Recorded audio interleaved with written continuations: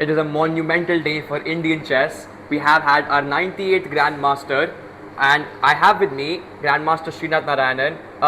So we just got our newest Grandmaster here in Pune a few hours ago. How do you feel about that? I feel really proud how far we have come as a country, and particularly in chess. 98 Grandmasters, I think well deserved for Ashwath. I'm really happy to see him get the Grandmaster title after so much struggle, so much effort. And I can also see so many waiting in the wings, including many of the players here itself. Kushagra missed his norm quite narrowly. Nitish has been around for a long time at around the 2450 mark. So I can easily imagine another 10, 12 waiting in the wings to become a grandmaster. So I think the 100 is not far away, and we are, I think, going to keep having more and more grandmasters. And what do you make of this tournament as an initiative? It is only the second closed round robin norm-seeking tournament that's been held in India, and we have, all the players, regardless of whether they made norms or not, have benefited from this experience. And it's happening in your city of Pune. What do you feel about that?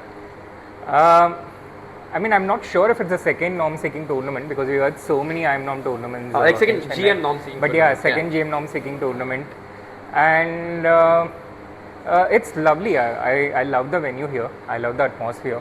It's great for the players to play here. I'm even a bit envious that I didn't have such tournaments 10 years ago when I was trying to become a grandmaster. But yeah, just kidding.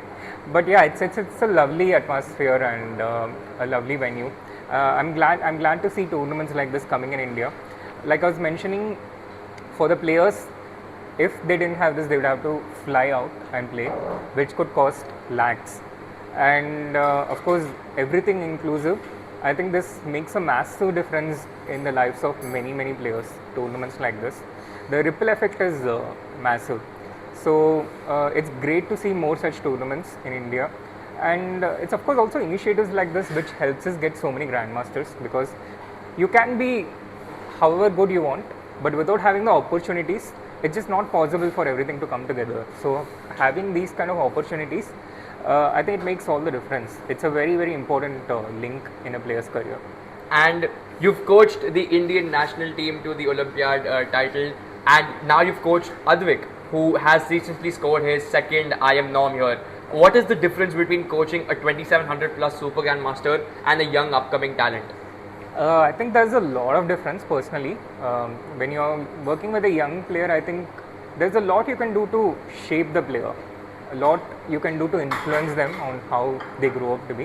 When you're working with a top player, a 2700, they are in a way already finished products, and of course you can still do a lot to help them, but the kind of impact you can have as a young player, I think, is a lot more than someone who is already at the top, who is already who is already comfortable with their habits, and they have formed their strengths and weaknesses and stuff like that.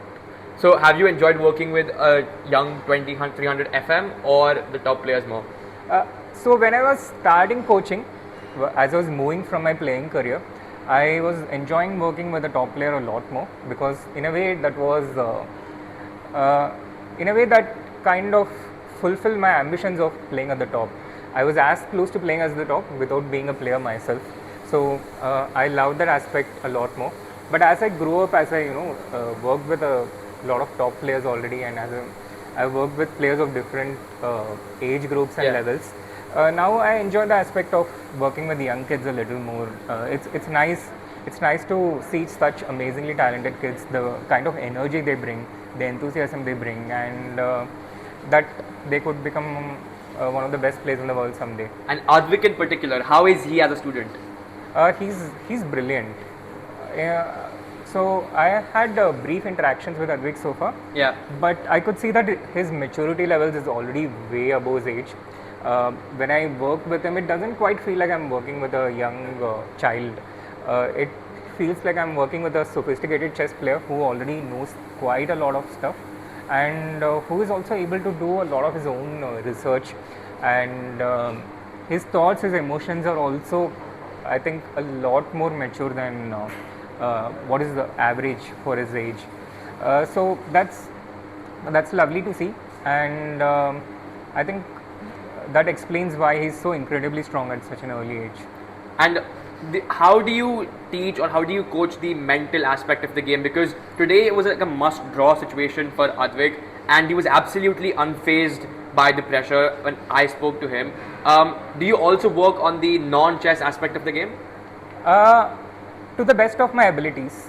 So there are experiences I've had as a player myself, Yeah. and a lot of those things tend to repeat itself across players. Right. So that's one of the things that I can use to what I did to overcome those things. Correct. And also the experiences I've had with various students over the years at across levels, and that also helps a lot in being able to come up with solutions to the problems that players face at the current moment. Of course, once you go beyond a certain point, the solutions are not simple. It's not like, okay, 2 plus 2 is equal to 4, or it's not like, okay, this is the problem, this is the solution, and you execute it. Quite often you have to try a few different things and then something fits in, and it's a very collaborative effort between the player and the coach. So it's not also something that the coach says, okay, do this, and this is how it works, but it's a joint effort in a certain way, and the player and coach works together as a team. So all the past experiences as a player and coach helps a lot, but it's also, each challenge is new. So I think he's also banking on that experience that you've gained as a player. If you just come back to the tournament that we've had right now, if you had one suggestion for the next edition of this tournament, which is allegedly going to be held in the next 3 months, what would that be? I didn't see anything that could be done better in the time that I was here. I think the best thing that can be done to improve the tournament is to have as many repetitions as possible. Yeah. And certainly, were you following the games from home? A few of them, not Yeah. not very closely, but yeah, I certainly followed a few of them. And lastly, as far as your personal ambitions as a chess player are concerned, when are we going to see you next on the board? I have no idea. Maybe sometime here someday. Okay, that would be really incredible if you can participate in some tournament here. But I hope you enjoyed your time over here and enjoyed seeing history made as we saw 98th Grandmaster. Thank you so much for all you've done for Indian chess, and have a good day. Thank you.